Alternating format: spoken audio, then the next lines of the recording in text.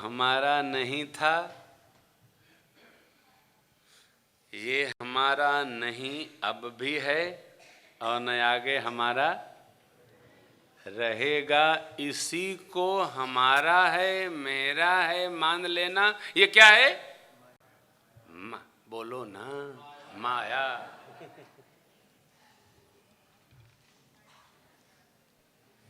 मैं इन लोगों से कहता हूं, नया कपड़ा सिलाओ, पुराना हटाओ, नया पहन लो।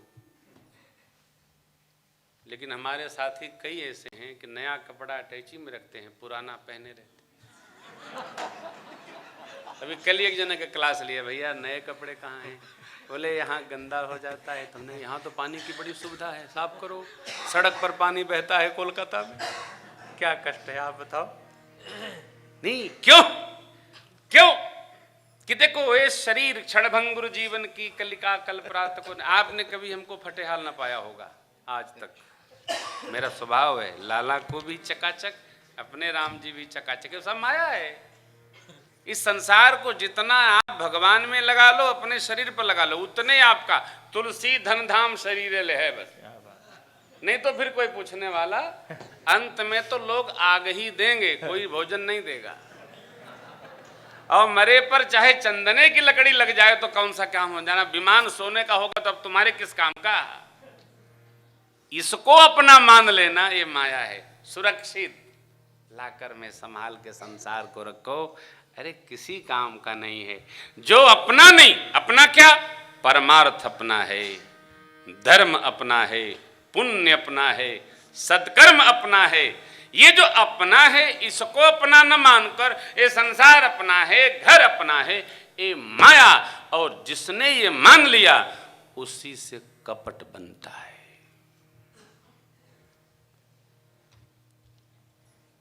आदमी गैरों से कपट नहीं करता, अपनों से करता है, जान न ले। और इसको संभाल के रखियो। जो कपट में एक बार लग गया वो जीवन भर कपट ही करता रह जाता है, स्वभाव बन जाएगा। कोई जान न ले। अरे भाई आज जान लेगा तो कल जान लेगा। तो यहां परमात्मा से क्या कहा बाबा वाल्मीकि? जिनके कपट न दंभ न माया न, तिनके हृदय आना जाना नहीं, जाकर बस जाइए। और बस गए तो फिर गए। यहां नहीं, विदेश में भी एक बार बस गए तो अपने आप देश नागरिकता देता है पाकिस्तान को छोड़कर, वहां पकड़ लेते। और किसी देश में आप 10-5 साल रह गए तो बोले चलो हमारे देश में हो गया, हमारे देश की सेवा का नागरिकता प्रदान कर दो। हेलो, आपके चित्त में, हमारे चित्त में केवल भगवान की गति। क्यों? इस कोटि के भक्त हैं देवर्षि नारद जी। आप देखो कैसे काम कला कछु मुनि न व्यापी, निज भय डर मनोभव का। अरे पार्वती मैया की मैया मैना जी ने भी कहा, साचे हो उनके मोहन माया, साचे उनके मोहन माया, उदासीन धन धाम न जाया, उदासीन धन धाम न जाया। दक्ष प्रजापति के 100 बच्चों को नारद जी ने ऐसा पहाड़ा पढ़ाया, ऐसा पहाड़ा पढ़ाया, 100 बैरागी हो गए। दक्ष प्रजापति ने कहा मैं तुमको शाप देता हूं, कहीं भी तुम 2 घड़ी से अधिक रुकोगे नहीं तो कथा नहीं बांचोगे। कथा बांचने के लिए 3 घंटा बैठना पड़ेगा ना भाई। न रुकोगे, न कथा बांचोगे, न कोई घर छोड़ के भागेगा। सब बच्चों को भगा दिया, शाप दे दिया। लेकिन भगवान का स्मरण जब किए, सुमिरत हरि ही शाप गति बाधी, सहज विमल मन लाग समाधि। नारद जी को काम नहीं, क्रोध नहीं, लोभ नहीं, राग नहीं, द्रोह नहीं, कुछ है ही नहीं। कपट तो है ही नहीं, जो कहना भगवान से सीधा जाके कहना है। दम नहीं मैंने ऐसा कर लिया, वो जो हुआ वो माया की कृपा, भगवान की रचना थी तब हुआ, नहीं तो नारद जी को सीमक चाप सकई को उतासु बड़ रखवार रमापति, भगवान की लीला थी तो वैसा हो गया। भक्त के साथ जो कुछ होता है भक्त मानता मेरे भगवान की लीला है, हम तो उनको वंदन करते हैं, नमन करते हैं। भगवान की हर आज्ञा को भक्त सिरोधार्य करता है। भगवान ऐसे भक्त के हृदय में जाकर वास कर लेते हैं, आना जाना नहीं रहता, निरंतर बसते हैं प्रभु। तिनके हृदय बसहु रघुराया, आइए जाइए नहीं, चुपचाप जाकर बसिए। अब आगे 7वां स्थान, छठा स्थान भगवान की कृपा से बनता है। हम भजन करेंगे, उसके प्रताप से ऐसा परिणाम आएगा। 7वां, सबके प्रिय सबके हितकारी, सबके प्रिय सबके हितकारी, दुख सुख सरिस प्रशंसागारी, दुख सुख सरिस प्रशंसागारी,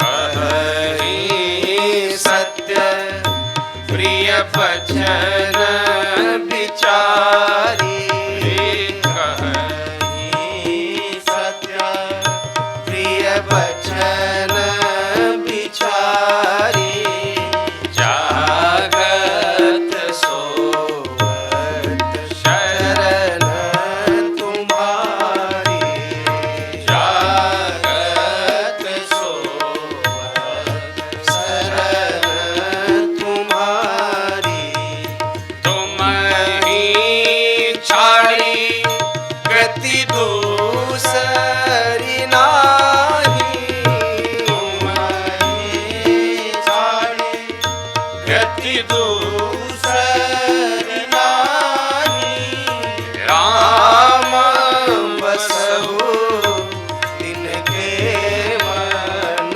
माही, राम बसहु तिनके मन माही। जो सबके प्रिय हैं,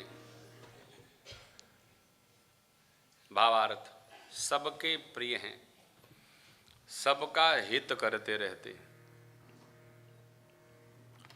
जिनको अपनी प्रशंसा दुख देती है और अपनी निंदा सुख देती है। दुख सुख, प्रशंसा गारी। हमारी कोई प्रशंसा करे ये हमारे लिए दुखद है, हमारी को निंदा करे तो हमारे लिए सुखद है। जिसका ऐसा स्वभाव हो, सत्य बोले परंतु प्रिय सत्य बोले, विचार पूर्वक बोले, जागे तो आपकी सेवा में लग जाए, सोए तो आपकी शरण में सो जाए। जिनके आपको छोड़कर और किसी का आसरा नहीं प्रभु, उनके मनरूपी मंदिर में आप बसिए, बसिए। सबके प्रिय, अब इसके अंतर अर्थ में प्रवेश करें। सबका प्रिय होना सरल है क्या?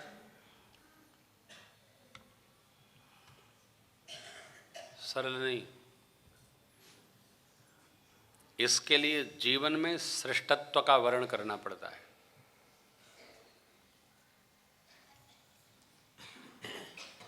हम अपने को इतना श्रेष्ठत्व में प्रवेश करा लें, चित्त में बिठा लें कि जब हम किसी की प्रशंसा करते हैं तो उसका भी पुण्य बढ़ता है, हमारे चित्त को शांति मिलती है, और हम किसी का गुणगान करते हैं तो उसका भी पुण्य बढ़ता है, हमारा भी पुण्य बढ़ता है। लोग हमारी प्रशंसा करते हैं, वो किसी की निंदा नहीं करते। बड़े सज्जन हैं, बड़े साधु हैं।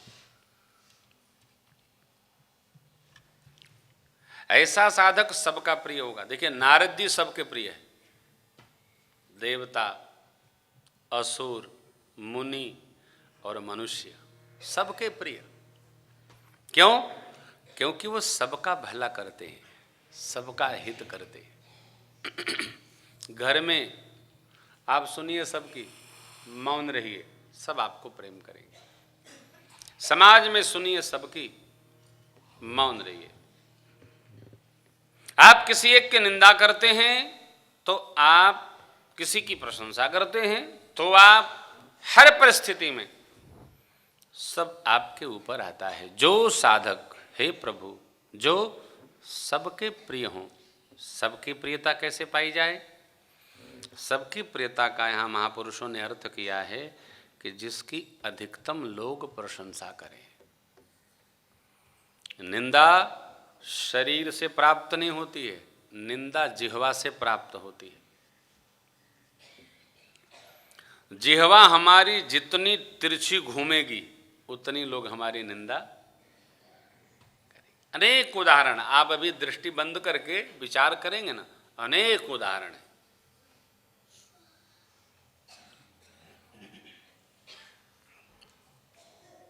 जिह्वा को जो संभाल लिया वो सबका तो क्या अधिकतम लोगों का प्रिय होगा। नहीं तो ये समाज है, मनुष्य का समाज है, यहाँ तो आप कुछ भी करिएगा तो आदमी उसमें आपकी निंदा ढूंढता है। ये ऐसा क्यों करते? क्योंकि आदमी यही जीता है।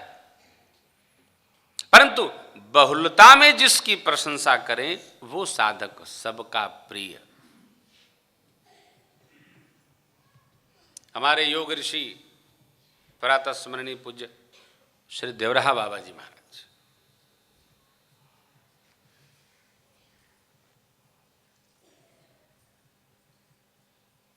तत्ववेत्ता थे, ब्रह्मवेत्ता थे। एकादशी को ब्रह्म भाव में लीन हुए। पूज्य देवराहा बाबा को भी अपना निज निवास, पैतृक निवास, जहां साधना काल में वो रहे, छोड़ करके सुधाम वृंदावन जाना पड़ा था। किसी से मतलब नहीं, किसी से लेना नहीं, किसी से देना नहीं, तो भी साधक लोग उपहास प्राप्त करते। महर्षि दयानंद जी को 7 बार जहर दिया गया था। शुक्रात को जहर पिला दिया गया। क्या स्वामी रामकृष्ण देव यहां रहे होंगे तो सब उनके प्रशंसक ही रहे होंगे, निंदक नहीं रहे होंगे? निंदक भी रहे होंगे, लेकिन अधिकता में जिसकी प्रियता हो वो साधक सबके प्रिय की कोटि में। ऐसा कौन होगा? अपने से जितना बड़े बने बचे सबका हित करे, भला करे। सर्वप्रिय होना कठिन नहीं है। देखना बहुत कुछ, सुनना बहुत कुछ, और जिह्वा को संभाल कर रखना। देखो एक यहाँ बड़ी अच्छी बात है, बहुत अद्भुत बात है। आजकल घर परिवार में भी बच्चे चाहते हैं कि हम चाहे जो करें, हमारे बारे में कोई टिक्का टिप्पणी नहीं करे। सब बच्चे आके प्रातः काल प्रणाम करें, सायंकाल रात्रि में सोते जाते समय आपको प्रणाम करके बतावें, बाबूजी, अम्मा जी, मैं घर आ गया। इसके लिए बेहतर ये है कि कुछ कर तो सकते नहीं शरीर से, जिह्वा से कुछ न करे तो सबके प्रिय। इसको गांठ बांध लीजिए। जो साधक सबके प्रिय बोले खतरा। और स्थान छोड़ो, इसी स्थान को पकड़ लो, 7वां स्थान। सबके प्रिय, जो आए, मेला जाना है, बाजार जाना है, ये खरीदना है, ले लो, सबका हित करो। सबके प्रिय, सबके हितकारी, सब चले गए, किसी को कुछ बोला नहीं। अब दुख सुख सरिस, यदि हमारी कोई निंदा कर दे तो उसको सुन लेना, अपनी कमी को ठीक करना। कबीर बाबा ने कहा, निंदक नियरे। देखिए, जिसकी सर्वथा प्रशंसा ही होती रहेगी उसको मद हो जाएगा। निंदक हमारी कमियों को बताते हैं, लेकिन जब साधक कोट से बढ़ता है, संसार के व्यवहार में भी बढ़ता है, तो उसके प्रशंसक घेर लेते हैं। सामान्य व्यवहार की बोलचाल भाषा में उनको चाटुकार कहते हैं। जब आपका ऐश्वर्य बढ़ेगा तो चाटुकार घेर करके आपकी कमियां नहीं बताएंगे, आपकी जय जयकार करेंगे, आपकी जय हो, चारों ओर आपकी ही जय जयकार है। कब तक? जब तक आप देते रहेंगे तब तक। जैसे आपने बंद किया तो बोलेगा अब सब जगह आपकी निंदा हो रही है। क्यों? क्योंकि आपने हमारा बंद कर दिया। धीरे धीरे सब समाप्त हो जाएंगे। ऐसा साधक निंदा को अपनी प्रशंसा माने और स्तुति को अपना दुख माने। भगवान की ओर बढ़ने वाले साधक को अपनी प्रशंसा से अपने कानों को बचाना चाहिए। सर्वत्र जय जयकार की भावना दिखे तो फिर कान बंद करना। क्यों? ये मेरी जय जयकार नहीं है, ये मेरे श्री ठाकुर की जय जयकार हो रही है। निंदा जो हो ये मेरी कमियां बताई जा रही है, इसको ठीक करना है। कई बार उपलब्धि होने पर हमारी भाषा में अहम दिखाई पड़ने लगता है, हमारी भाषा बदल जाती है। ऐसे हमारे जो हितैषी लोग होते हैं वो समझाते हैं, जरा संभाल करके बोलो, जरा सहजता से बोलो, किसी का निरादर नहीं करना, सब में आदर भाव रखना, सबके प्रति प्रेम रखना। श्रेष्ठ महापुरुषों से हमको ये सीख लेनी चाहिए। जिह्वा को संभाल कर रखना, अपनी प्रशंसा सुनने से हर्ष में नहीं जाना। अपनी कोई कमी बताए तो अपना हितैषी, क्यों? जो आपका हितैषी होगा वही आपकी कमी बताएगा, जिससे आपको आपसे जिसका कोई स्वार्थ नहीं है।